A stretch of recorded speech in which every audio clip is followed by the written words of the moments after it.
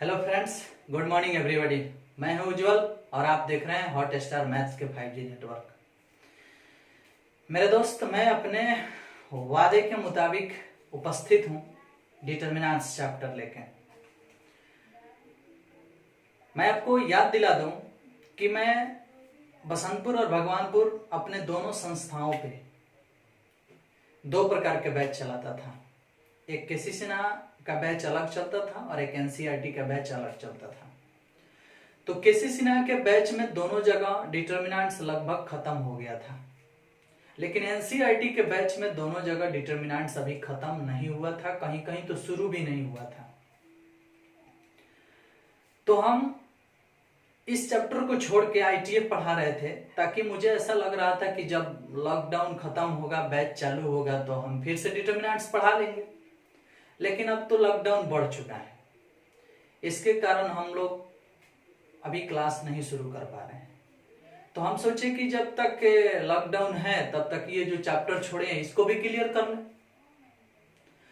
तो आइए हम शुरू करते हैं डिटरमिनेंट्स। परिभाषा है कि वास्तविक संख्या, सम्मिश्र संख्या या फलनों के वर्गाकार सजावट को।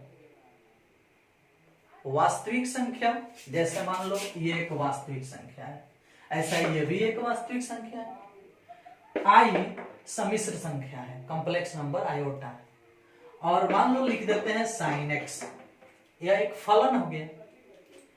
इसके वर्गाकार सजावट को देखो तो, वर्गाकार किसको बोलते हैं? वर्ग अभिहु आपको याद है, बताया गया था कि वैसा अभिहु जिसके रो और कलम की संख्या बराबर हो वर्ग अभिहु कहलाता है। ठीक वही चीज यहां है। इसमें रो कौन होता है? क्षैतिज कतारों को रो बोलते हैं और उदग्र कतारों को कलम बोलते हैं। जैसे इस प्रकार के जो लाइन है, वो कई गो लाइन है? दो गो, इधर से दो लाइन है, देख सकते हो। ये एक लाइन है, ये एक लाइन है, दो लाइन हुआ। R1 इसको बोलते हैं, R2 इसको बोलते हैं। रो फर्स्ट, रो सेकंड, ये है C1 और ये है C2। मतलब ऊपर से नीचे की तरफ जो लाइन होता है, जिसे उदग्र कतारें बोलते हैं, इसको हम लोग कॉलम बोलते हैं, कॉलम, स्तंभ। ये चीज आपको याद होना चाहिए। और इसको जो क्षैतिज कतारें हैं, इसको बोला जाता है कौन सी? रो। क्या बोला जाता है? रो। तो इसमें रो की संख्या दो गो है और कॉलम की संख्या भी दो गो है। अतः हम जो लिखे थे वह एक वर्ग अभिहु था। समझ में? अब बोला गया है परिभाषा में अभी कि वास्तविक संख्या, सम्मिश्र संख्या या फलनों के वर्गाकार सजावट को। वास्तविक संख्या या सम्मिश्र संख्या या फलनों के वर्गाकार सजावट को। वर्गाकार मतलब रो और कलम की संख्या बराबर हो, क्या कहा जाता है? सारणिक कहा जाता है। इनके सदस्यों को, सारणिक के सदस्यों को इस चिन्ह, मतलब दो गो पाई खींचते हैं, जिसे हम लोग सारणिक का चिन्ह बोलते हैं। सारणिक के चिन्ह के अंदर सजाया जाता है और इसे डेल्टा से सूचित किया जाता है। समझ रहे हो? मतलब वास्तविक संख्या हो, सम्मिश्र संख्या हो या कोई फलन हो, इसे अगर वर्गाकार रूप में सजाया जाए, मतलब इस प्रकार से सजाया जाए जिसमें रो और कलम की संख्या बराबर हो जाए, इस प्रकार भी देख सकते हो। देख रहे हो? इसमें रो की संख्या 3 गो और कलम की संख्या भी 3 गो, यानी 3/3 कोटि का। देख रहे हो? रो की संख्या भी 3 गो और कलम की संख्या भी 3 गो। तो हम बोल सकते हैं कि ये जो चीज है एक सारणिक है, क्योंकि यह वर्गाकार सजाया गया है। और सारणिक हम इसलिए बोल रहे हैं क्योंकि ये बड़े कोष्ठ में नहीं है, ये डिटरमिनेंट्स के चिन्ह के अंदर है। डिटरमिनेंट्स का चिन्ह ये है। अगर ये बड़ा कोष्ठ के अंदर हो जाता तो ये सारणिक नहीं, वर्ग अभिहु कहलाता। तो फर्क मिल गया आपको। वर्गाभिहु को ही सारणिक बनाया जाता है, लेकिन उसके बड़े कोष्ठ को नहीं लिखा जाता है, वहां सारणिक का चिन्ह दिया जाता है। अगर किसी वर्गाभिहु से सारणिक बना होगा तो उसके लिए वह अभिहु जिससे सूचित किया गया होगा उसमें ही डिटर्मिनेंट का चिन्ह लगा के सूचित कर देते हैं।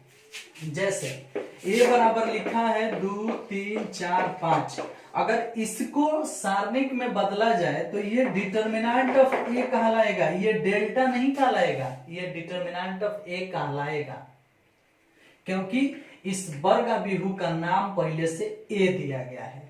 अब इस ए को हम सारणिक में ले चल रहे हैं तो ये डिटर्मिनेंट ऑफ ए हो गया और हई भी डिटर्मिनेंट के चिन्ह के अंदर आ गया।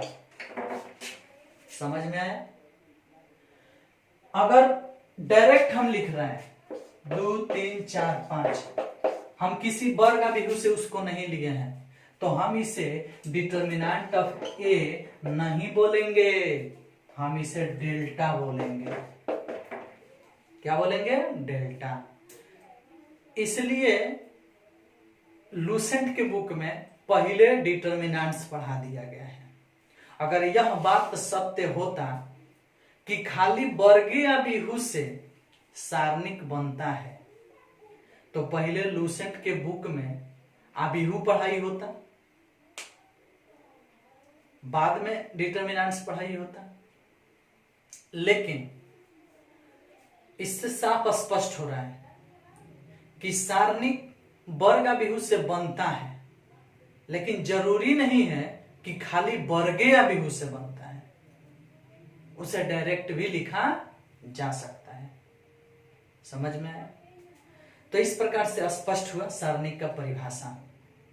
आप वीडियो को रोक करके या पीछे करके 2-4 बार सुन सुन के आप परिभाषा लिख सकते हो। एक बार बोल रहा हूं, परिभाषा सुनिएगा। सारणिक वास्तविक संख्या, सम्मिश्र संख्या या फलनों के वर्गाकार सजावट को सारणिक कहा जाता है।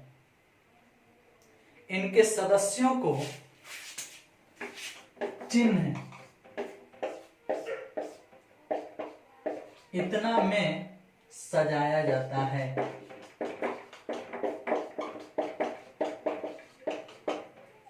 इनके सदस्यों को चिन्ह इन्वर्टेड कोमा के अंदर ये 2 पाई खींच दीजिएगा, में सजाया जाता है।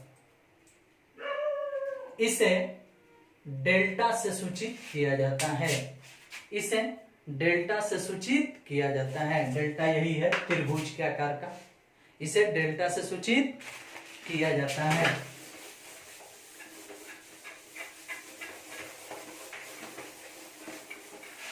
एग्जाम्पल के रूप में आप इसे लिख सकते हो delta equal to 3 4 2 1, delta equal to लिख सकते हो 2 3 i sin x y z 5 3 4, इस तरह से एग्जाम्पल के रूप में ये हो गया। नीचे नोट लिख सकते हो, नोट बोल रहे हैं, सुनिएगा। नोट 1 नंबर देके लिखिएगा। यदि सारणिक किसी वर्गाभिहु ए से बनाया गया हो, यदि सारणिक किसी वर्गाभिहु ए से बनाया गया हो तो उसे डिटर्मिनेंट ऑफ ए, तो उसे डिटर्मिनेंट ऑफ ए या dt ए से सूचित किया जाता है। तो उसे डिटर्मिनेंट ऑफ ए या dt ए से सूचित किया जाता है। स्पष्ट हुआ? साफ साफ स्पष्ट हुआ कि सारणिक को हम डायरेक्ट भी लिख सकते हैं, और जब डायरेक्ट लिखेंगे तो उसे हम डेल्टा से सूचित करेंगे। लेकिन अगर किसी वर्गाभिहु ए से सारणिक बनाने जाएंगे तो उसे हम डिटर्मिनेंट ऑफ ए या dt ऑफ ए से सूचित करेंगे। अगर किसी वर्गाभिहु बी से हम सारणिक बनाने जाएंगे तो उसे डिटर्मिनेंट ऑफ बी या dt बी से सूचित किया जाता है। इसे भी डिटर्मिनेंट ऑफ पढ़ा जाता है। समझ में आया? चलिए अब हम जान लेते हैं कि अगर सारणिक बन गया तो सारणिक का मान कैसे निकलेगा। यह बात सत्य है कि मैट्रिक्स का कोई मान नहीं होता था, मैट्रिक्स सिर्फ और सिर्फ सजावट था, लेकिन सारणिक एक वर्गाकार सजावट होने के साथ साथ अपना एक निश्चित मान भी देता है। और वह निश्चित मान कैसे ज्ञात किया जाता है, इसी बात को हम लोग जानने वाले हैं। तो ये तो कंफर्म है कि सारणिक एक वर्गाभिहु से बन सकता है या वर्गाकार सजावट से बन सकता है। जरूरी नहीं है कि हम वर्गाभिहु से ही इसको बनाएंगे, हम इसे डायरेक्ट भी बना सकते हैं। समझ में आया? अब सुनो, लेकिन ये कंफर्म होना चाहिए कि वर्गाकार ही होना चाहिए, कभी आयताकार नहीं चल सकता है। समझ में आया? अब सुनिए, वर्गाकार क्या होता है? जिसके रो और कॉलम की संख्या बराबर। सारणिक का ये पहचान है कि उसमें जो भी सदस्य होगा वह इस चिन्ह से घिरा होगा, बड़े कोष्ठ से नहीं घिरा होगा। हाँ, आजकल बड़े कोष्ठ में अगर घिरा हुआ आ भी जाता है और कहता है कि इसका मान निकालें, तो हमें उसको सारणिक ही समझ के निकालना पड़ेगा। पीछे 2015 या 16 के एग्जाम में कोई क्वेश्चन ऐसा पूछ भी दिया था, बड़े कोष्ठ में लिख दिया था और कह दिया था कि इसका मान निकालो। अब बच्चे घबरा गए थे कि भाई बड़े कोष्ठ में तो मैट्रिक्स होता है और उसका मान तो निकलता नहीं है, हम मैट्रिक्स का मान कैसे निकालें। मेरे दोस्त, मैं बोल रहा हूं कि वहां मिस्टेक था। अब सुनो, तो उस मिस्टेक से के वजह से क्या वो नंबर सबको मिला होगा या सबका कट गया होगा? जी नहीं, आपको थोड़ा सा वहां दिमाग लगाना चाहिए कि मान तो सिर्फ सारणिक का निकलता है। तो जब मान सिर्फ सारणिक का निकलता है तो वह मैट्रिक्स ही होगा, तो उसे सारणिक मान के हम लोग हल करेंगे, क्योंकि प्रश्न बोल रहा था कि मान निकालें। समझ में आया? तो अगर बड़े कोष्ठ में भी लिखा हुआ एग्जाम में आ गया, कह रहा हो कि इसका मान निकालें, हल करें, तो समझ जाना कि यहां बड़े कोष्ठ का अर्थ मैट्रिक्स नहीं सारणिक है। समझ में आया? हाँ, लेकिन वह मिसप्रिंट है। बड़े कोष्ठ में सारणिक नहीं होता है, बड़े कोष्ठ में सिर्फ अभिहु होता है। अगर कहीं गलती से आ भी जाता है और कह देता है कि मान निकाले, हल करें, तो उस बड़े कोष्ठ को हम सारणिक का ही चिन्ह समझ के हल कर देते हैं। समझ में आया? लेकिन पहले सीखिए तो कि सारणिक का हल निकलता कैसे है। आइए, मैट्रिक्स का कोई हल नहीं होता है, हल सारणिक का होता है। और सारणिक का हल कैसे निकलेगा, इसी बात को हम लोग जानेंगे। +2 में सारणिक का मान निकालना है, तो पहले ये जानो कि +2 में कितने कोटि तक सारणिक पढ़ना है। वैसे सारणिक +2 में 1/1, 2/2 और 3/3 कोटि तक ही पढ़ना है। आगे भी होता है 4/4, 5/5 और भी कोटि होते हैं, लेकिन हमें सिर्फ 1/1, 2/2 और 3/3 कोटि तक के ही मान निकालने हैं। अब रही बात कि किसी भी सारणिक का मान किस विधि से निकलता है, तो उस विधि को कहा जाता है एक्सपेंडिंग करना, यानी विस्तार करना। विस्तार करके, प्रसारण करके, एक्सपेंडिंग करके किसी सारणिक का मान निकाला जाता है। तो हम इस एक्सपेंडिंग को समझाने के लिए आपको पहले 1/1 और पहले 2/2 कोटि को नहीं बता रहे हैं। सबसे पहले हम 3/3 कोटि के एक सारणिक हल करके एक्सपेंडिंग शब्द को समझा देते हैं कि एक्सपेंडिंग होता कैसे है। जब आप एक्सपेंडिंग समझ लेंगे तो फिर हम आपको 2/2 कोटि भी और 1/1 कोटि भी समझा लेंगे। आई बात समझ में? आइए देखते हैं कि ये एक्सपेंडिंग होता कैसे है, चाहे सारणिक का मान निकलता कैसे है। आप अभी तक सारणिक का परिभाषा जान गए, सारणिक को किससे सूचित किया जाता है ये भी जान गए, सारणिक के सदस्यों को चिन्ह के अंतर्गत लिखा जाता है, ये भी जान गए। सारणिक वर्ग अभियु से बनता है, ये भी जान गए। और सारणिक को डायरेक्ट लिखा जाता है, ये भी जान गए। सारणिक को जब डायरेक्ट लिखा जाता है तो डेल्टा से सूचित किया जाता है, और जब सारणिक को किसी वर्ग अभियु ए या बी या सी से लिखा जाता है तो उसे डिटर्मिनेंट ऑफ ए या डिटर्मिनेंट ऑफ बी या डिटर्मिनेंट ऑफ सी से सूचित किया जाता है। अब ये सारणिक का मान निकालते हैं। पहला चीज है 3/3 कोटि के सारणिक का मान निकालना।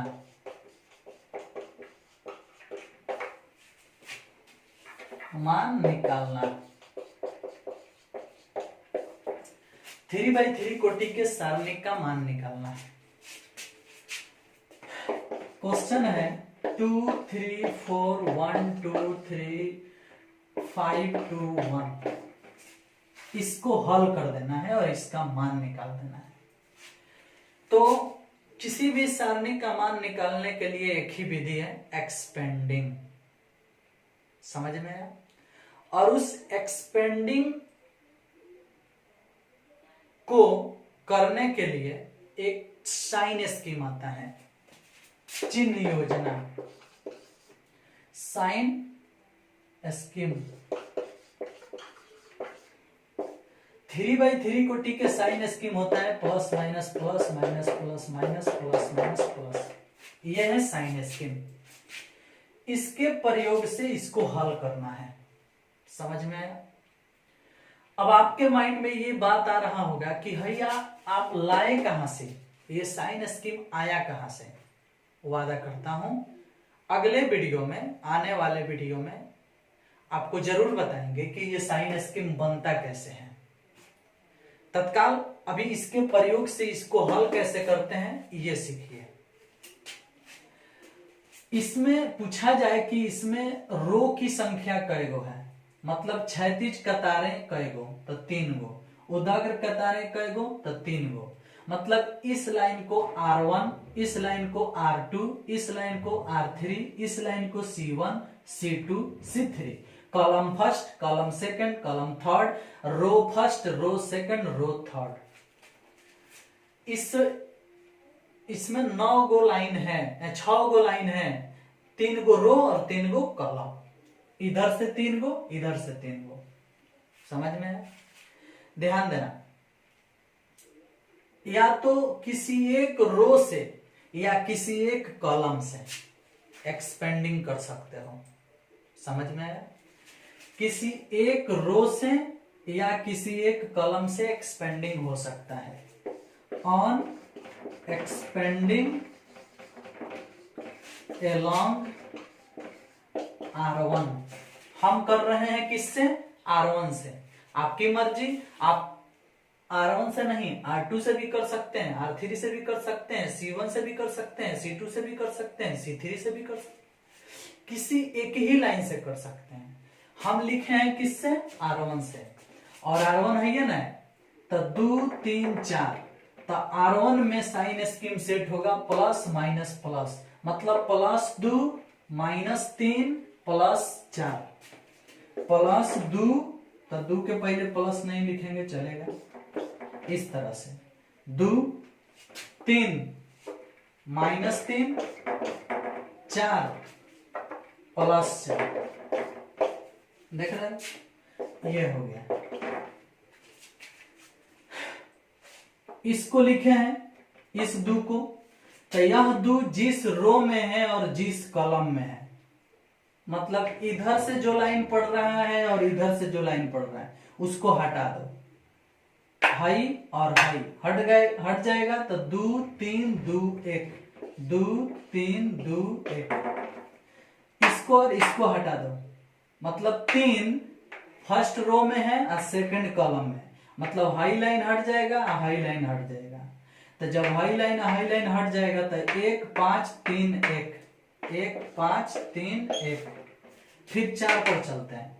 4 जिस रो में है और जिस कॉलम में है, इधर से हाई हटेगा, इधर से हाई हटेगा। 1 2 5 2 1 2 5 2। छोटे छोटे सारणिकों में लिखे हैं। देख रहे हो, तनिक ध्यान देना। हाई भी एक सारणिक है, हाई भी एक सारणिक है, हाई भी एक सारणिक है, लेकिन फर्क क्या है कि ये 2x2 कोटि का है, 2x2 कोटि का है, 2x2 कोटि का है, और क्वेश्चन 3x3 कोटि का है। तो इस सदस्य के लिए हाई लिखा गया है, इस सदस्य के लिए हाई लिखा गया है, इस सदस्य के लिए हाई लिखा गया है। तो हम इसे इस सदस्य का उप सारणिक बोल देंगे। इस सदस्य का हाई उप सारणिक हो जाएगा, इस सदस्य का हाई उप सारणिक हो जाएगा। समझ में आया? बड़का सारणिक से छोटका सारणिक बन गया तो छोटका सारणिक को उप सारणिक बोलेंगे। इस सदस्य के लिए बना है हाई तो इसी सदस्य का उप सारणिक हाई कहलाएगा। इस सदस्य के लिए बना है हाई तो इसी सदस्य का हाई उप सारणिक कहलाएगा। इस सदस्य के लिए बना है हाई तो इस सदस्य के लिए हाई उप सारणिक कहलाएगा। और 2x2 कोटि का उप सारणिक हल कैसे होता है, ध्यान दीजिएगा। हाई 2 उतार देते हैं, इसको हल करना है तो तिरछा तिरछी गुना करते हैं। पहले मेन डायगोनल, बाद में साधारण डायगोनल, इससे इसमें गुना तो 2 एकम 2, अब द्वितीय 6। देख रहे हो, 2 एकम 2 और द्वितीय 6, तब बीच में क्या आया, घटाओ। अब आपके माइंड में यह भी बात चल रहा होगा कि घटाव ही क्यों आया, जोड़ क्यों नहीं आया। आपके माइंड में यह भी बात चल रहा होगा कि पहले हईहे वाला काहे लिखे हैं और इधर वाला बाद में काहे लिखे हैं, मतलब 6 पहले काहे नहीं आया, 2 काहे पहले बाद में नहीं आया। हम जानते हैं आप लोग शैतान हैं, थोड़ा सा दिमाग उल्टा पुल्टा मेरे तरह लगाते हैं, दैट मीन्स हमको भी वही आप समझ रहे होंगे। कोई बात नहीं, जो समझना है समझो, बट सीखो। बीच में माइनस क्यों आया और 2 ही पहले क्यों आया, ये हम आपको 2x2 कोटि के एक्सपेंडिंग में सिखाएंगे। ये कौन है, 3x3 कोटि। 3x3 कोटि को समझ लीजिए, हम क्या कर रहे हैं सीख लीजिए, नहीं सीख पा रहे हैं तो रट लीजिए। लेकिन ऐसा बात नहीं है कि हम समझा दें और आप ना समझ पाए। 2x2 कोटि का सॉल्यूशन इसी प्रकार होता है कि इससे इसमें गुना कर देते हैं, इससे इसमें गुना कर देते हैं और घटा देते हैं। क्यों घटाते हैं ये चीज हम 2x2 कोटि के एक्सपेंडिंग में बताएंगे। तत्काल अभी मान लो कि घटा लेते हैं, -3 उतार देते हैं, इसको इसमें गुना तो 1 आएगा, इसको इसमें गुना तो 15 आएगा, और फिर बीच में घटा दिए, फिर वही काम जो इसमें किए थे वही काम उसमें भी किए। +4 उतार देते हैं, 1 से 2 में गुना करते हैं 2 आएगा, 5 से 2 में गुना करते हैं 10 आएगा, और फिर यहां भी घटा दिए। तीनों जगह घटाए हैं, इसका अर्थ है कि या तो यह नियम है, न कोनो राज है। देख रहे हो, इसके एक्सपेंडिंग में, इसके एक्सपेंडिंग में और इसके एक्सपेंडिंग में, मतलब इसका सॉल्यूशन चाहे इसका सॉल्यूशन, तीनों में बीच में क्या आया है, माइनस। तो जरूर कोई नियम होगा ना तो कोई राज होगा, जो कि आगे समझाएंगे। तत्काल आगे बढ़ते हैं। 2 उतर जाता है, 2 में से 6 गया -4, -3 उतर जाता है, 1 में से 15 गया -14, 4 उतर जाता है और 2 में से 10 गया -8, -8। हल करते हैं इसको, तो 4 दूना 8, -8 यहां लिख दें, ध्यान देना, यहाँ -8, 14 3 42 +42, 8 चौका 32 -32, -32 -8 -40 +42, +42 -40 मतलब 2, और यही होगा आंसर। इस सारणिक का मान कितना आया भाई, तो इस सारणिक का मान आया 2। समझ में आया? अब चलिए 3x3 कोटि का अब कोई भी प्रश्न मिलेगा तो आप इस साइन स्कीम का प्रयोग करके एक्सपेंडिंग कर सकते हो। जाते वक्त हम होमवर्क देंगे आपको हल करके लाना पड़ेगा। खूब अच्छा से इसको समझ लीजिए। कुछ नहीं करना है, ना कुछ समझ में आए तो खाली एक ही को अभी सीखिए R1। बाद में जब साइकिल चलाना सीख जाइएगा तो अगला चक्का उठा उठा चलाइएगा। तत्काल अभी देखिए 2 3 4, 2 3 4 प्लस माइनस प्लस, तो 2 के साथ में प्लस, 3 के साथ में माइनस, 4 के साथ में प्लस और सारणिक का चिन्ह। 2 के लिए हाई लाइन गोल, तो हाई 4 गो लिखे हैं देखिए। 3 के लिए यही लाइन हाई लाइन गोल, तो हाई 4 गो लिखे हैं देखिए। 4 के लिए हाई लाइन गोल, तो हाई 4 गो लिखे हैं देखिए। तिरछा तिरछी गुना करके घटा दिए हैं, तिरछा तिरछी गुना करके घटा दिए हैं, 4 से गुना कर दिए हैं, जोड़ घटाव कर दिए हैं, आंसर निकाल दिए 2। स्पष्ट।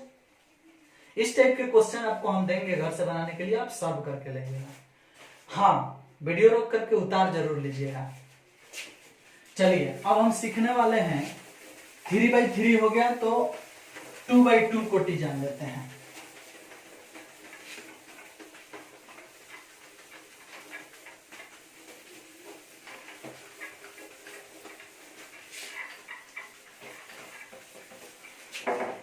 देखिए तो अगला हेडिंग हो गया 2/2 कोटि के सारणिक का मान निकालना। इसमें भी हम एक क्वेश्चन ले लेते हैं 3 4 5 2, चाहे यहाँ ले लेते हैं 8। ये हो गया 2/2 कोटि का। देखो 2 गो रो 2 गो कॉलम, कंफर्म। इसका सॉल्यूशन करना है तो इसके लिए भी साइन स्कीम होगा, प्लस माइनस माइनस प्लस। जब 3/3 कोटि का था तो plus minus plus minus plus minus plus minus plus ऐसा था, लेकिन 2/2 कोटि का होगा तो इतना ही ना होगा। अब देखो इसके पहले वाले क्वेश्चन में हम बोले थे कि तिरछा तिरछी गुना कर देना, घटा देना, तो घटा लो, आ जाएगा आंसर। घटाओ 3 8 है 24 माइनस 5 चौका 20, हल हो गया, 4 आ गया, आंसर हो गया। बनाना तो आप सीख गए, आसान है। तिरछा तिरछी गुना करना है, घटा देना है, उसमें भी पहले इधर से फिर इधर से। लेकिन मेरे दोस्त ई माइनसवा कहां से आता है? 24 से पहले कहे आता है, पहले 20 कहे नहीं लिखाता है?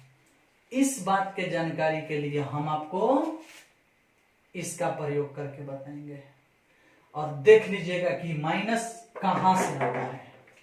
यही बात ना पीछे वाले क्वेश्चन में मैं बताया था कि आपको अगर ज्यादा बेचैनी है, सीखना चाहते हैं तो वेट कीजिए, अगले क्वेश्चन में आपको बताएंगे।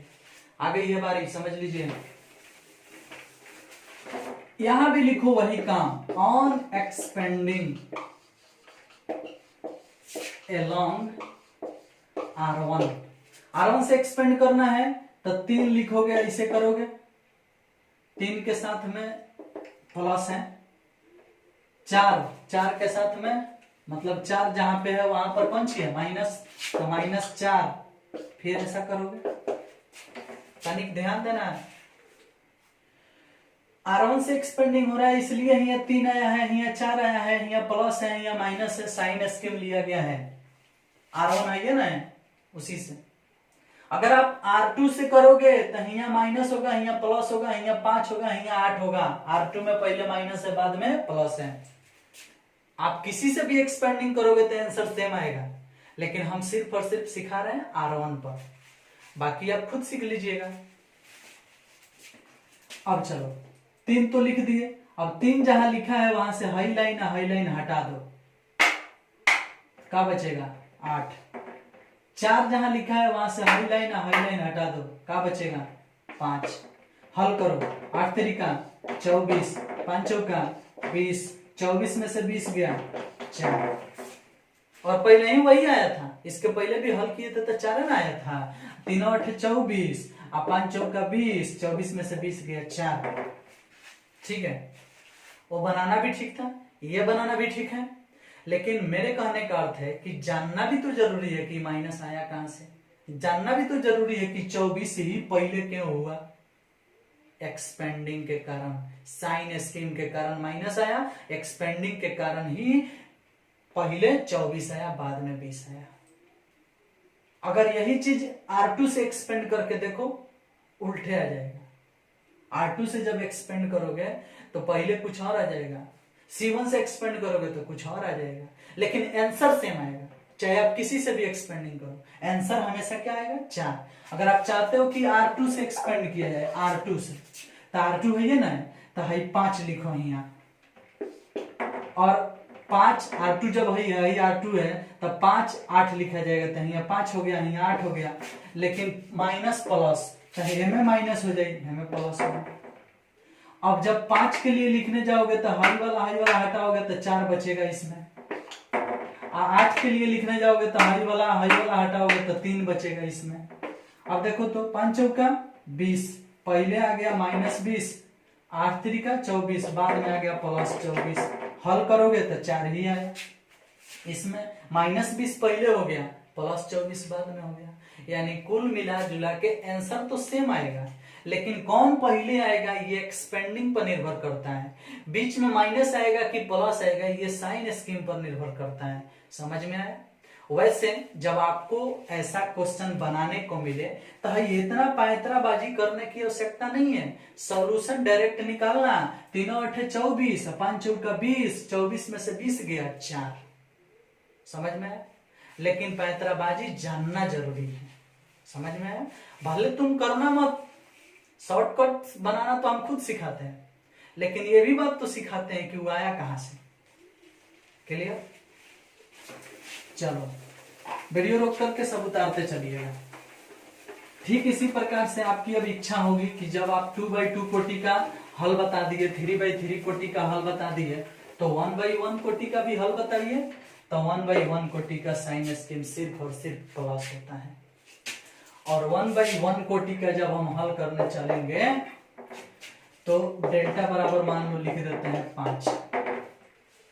1/1 कोटि का इसका मान निकालना है, तो जब इसका मान निकालना है तो यही R1 है, यही C1 है, ऑन एक्सपेंडिंग अलोंग R1 चाहे on expanding along C1, R1 से करो या C1 से करो। चलो मान लेते हैं कि R1 से हो रहा है, तो R1 में है कौन चीज है 5, और इसके लिए चिन्ह क्या है +5, तो +5 लिख दो और उसके बाद हैंग कर दो। तो हैंग काहेला कर रहा है? अगर इसको ढक देगा, एक बार हेने से ढकेगा, एक बार हेने से ढकेगा, तो क्या बचेगा? कुछ बचेगा? बोलो। अगर इसको यहाँ लिख चुके हो और इसको ढक रहे हो, मतलब हाई लाइन खत्म कर रहे हो, इधर से और इधर से खत्म किया जाता है। तो जब इसको खत्म कर रहे हो तो जो बच रहा है वो क्या बच रहा है? कुछ ना। तो जब नहीं बच रहा है तो हाई लिखने की आवश्यकता है नहीं। अतः जब 1/1 कोटि का सारणिक मान निकालना होता है तो कुछ लिखने की आवश्यकता नहीं होती है, इसमें जौन चीज लिखा रहता है वही आपका आंसर हो जाता है। समझ में है? अगर इनमें -5 लिखा होगा तो आंसर -5 होगा, इसमें +5 लिखा होगा तो आंसर +5 होगा, 3 लिखा होगा तो 3 आंसर होगा, -3 लिखा होगा तो -3 आंसर होगा। ये मत समझ लीजिएगा कि भाई मोड है -5 +5 हो जाएगा, ऐसा सोचोगे तो ये गलत है। सारणिक का ही चिन्ह है, मोड का चिन्ह नहीं है कि आप उसे प्लस कर दोगे। समझ में आया? तो आप सीख गए कि अगर 1/1 कोटि का कोई सारणिक मान निकालना होगा तो सारणिक के चिन्ह के अंदर जो चीज लिखा रहता है वही चीज निकलता है, क्योंकि एक्सपेंडिंग करने के लिए इसका साइन स्कीम सिर्फ और सिर्फ प्लस लेके आता है। तो ये प्लस वाला अगर है माइनस में गुना भी होगा तो प्लस माइनस का गुना माइनस है ना होगा। अगर यहाँ प्लस भी होता तो प्लस प्लस का गुना प्लस होता। तो जब प्लस रहेगा तो प्लस में आंसर आएगा, माइनस रहेगा तो माइनस में आंसर आएगा, क्योंकि है ऑलरेडी पॉजिटिव है। पॉजिटिव से प्लस में गुना होगा तो प्लस से आएगा, पॉजिटिव से माइनस में गुना होगा तो माइनस से आएगा। दैट मींस यहाँ जो होगा वही आएगा। समझ में आया? तो ये बात क्लियर हो गया कि 1/1 कोटि में जो चीज रहता है वही चीज आंसर आता है। 2/2 कोटि में तिरछा तिरछी गुना करके घटा देते हैं, और 3/3 कोटि में किसी एक लाइन से एक्सपेंडिंग किया जाता है। और आप 1/1, 2/2 और 3/3 तीनों ही कोटि के हल निकालना सीख गए, आपको कोई दिक्कत नहीं हुआ होगा। हम आपको आज इस तीनों पर होमवर्क भी देंगे, लेकिन उससे पहले एक और चीज आपको सिखा देते हैं। सारणिक का मान निकालने के लिए एगो आ जाता है सारुस चित्र।